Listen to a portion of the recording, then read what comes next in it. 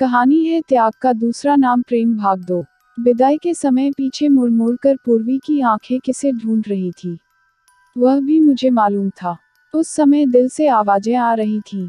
पूर्वी रूप रंग और दौलत ही सब कुछ नहीं होते। इस प्यार के सागर को ठुकराएगी तो उम्र भर प्यासी रह जाएगी। पता नहीं ये आवाजें उस तक पहुंची कि नहीं, पर उसके जाने के बाद मानो सारा घरांगन चीख चीख कर कह रहा था, मन के रिश्ते कोई और होते हैं जो किसी को दिखाए नहीं जाते, और निभाने के रिश्ते कोई और होते हैं सिर्फ निभाए जाते हैं। तब से जब भी रोमिल को देखती हूँ दिल फट जाता है।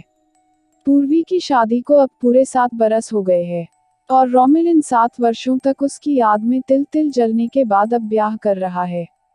कितने दिनों से उसे समझा रही थी कि अब नौकरी लग गई है, बेटा तू भी शादी कर ले, तो वह हंसकर टाल जाता था। पिता के रिटायर होने पर उनकी जगह ही उसे काम मिला था, और घर में बच्चों को ट्यूशन पढ़ाता है।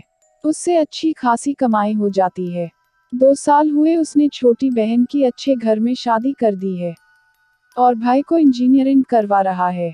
माँ का काम उसने छुड़वा दिया है, और मुझे लगता है कि माँ को आराम मिले इसके लिए ही उसने शादी की सोची है।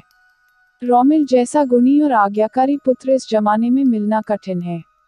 मेरा तो बेटा ही नहीं है, उसे ही बेटे के समान मानती थी।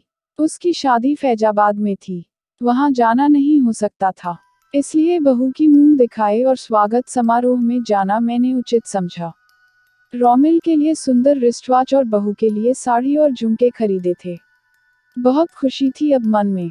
इन 7 वर्षों के अंतराल में रिश्ते उलट पुलट गए थे। रोमिल जिसे मैं दामाद मानती थी, बेटा बन चुका था। अब मेरी बहू आ रही थी, पता नहीं कैसी होगी बहू। पगले ने फोटो तक नहीं दिखाई। स्वागत समारोह के उस भीड़ भड़क्के में रोमिल ने पाँव छूकर मुझे नमस्कार किया। उसकी देखा देखी अरुणा भी नीचे झुकने लगी, तो मैंने उसे बाहों में भर झुकने से मना किया। अरुणा सावली थी पर तीखे नैन नक्श के कारण भली लग रही थी। उपहार देते हुए मैं चंद पलों को उन्हें निहारती रह गई। परिचय कराते वक्त रोमिल ने अरुणा से धीरे से कहा, ये पूर्वी के मम्मी पापा है।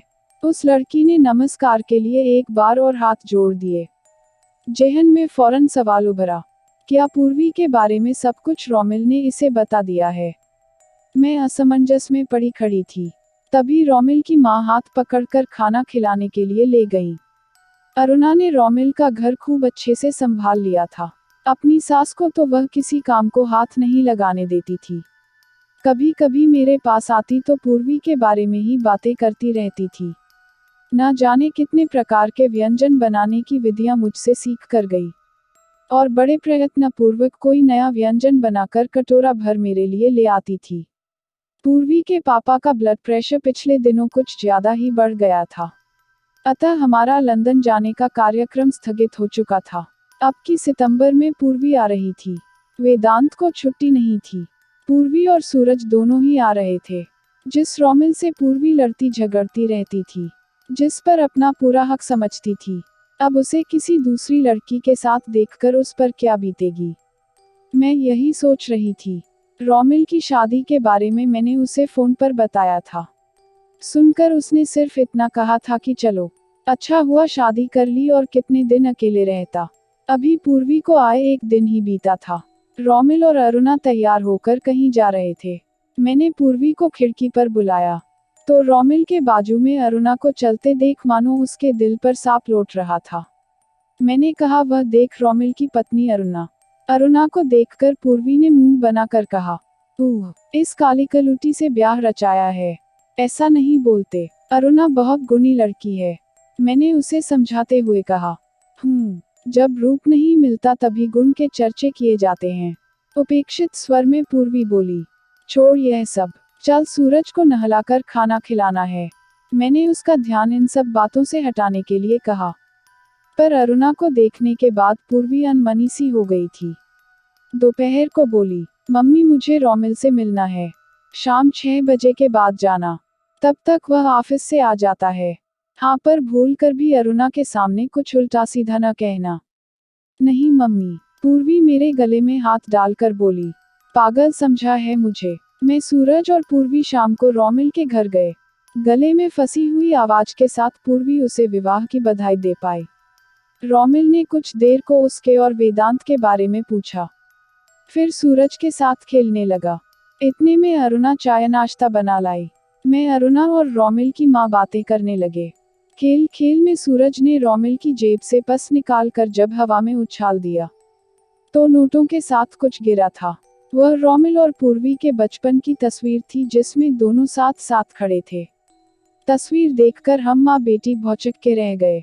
पर अरुणा ने पैसों के साथ वह तस्वीर भी वापस पर्स में रख दी और हंसकर कहा, पूर्वी दीदी, बचपन में कटे बालों में आप बहुत सुंदर दिखती थी। रोमिल को देखकर तो मैं बहुत हंसती हूँ। इस ढीले ढाले हाफ पैंट में जोकर नजर आते हैं। बात आई गई हो गई, पर हम समझ चुके थे कि अरुणा पूर्वी के बारे में सब जानती है। पूर्वी जिस दिन लंदन वापस जा रही थी, अरुणा उपहार लेकर आई थी। लो दीदी, मेरी ओर से यह रखो। आप रोमिल का पहला प्यार हैं। मैं जानती हूँ, वह अभी तक आपको नहीं भूले हैं। वह आपको बहुत चाहते हैं और मैं उन्हें बहुत चाहती हूँ। इसलिए वह जिसे चाहते हैं मैं भी उसे बहुत चाहती हूँ। उसकी यह सोच पूर्वी की समझ से बाहर की थी। पूर्वी ने धीरे से थैंक यू कहा। आज तक रोमिल पर अपना एकाधिकार जताने वाली पूर्वी समझ चुकी थी कि प्रेम का दूसरा नाम त्याग है। आज अरुणा के प्रेम के समक्ष उसे अपना प्रेम बौना लग रहा था। अगर आपको कहानी पसंद आए तो लाइक और शेयर कीजिए और चैनल को सब्सक्राइब करना मत भूलिए।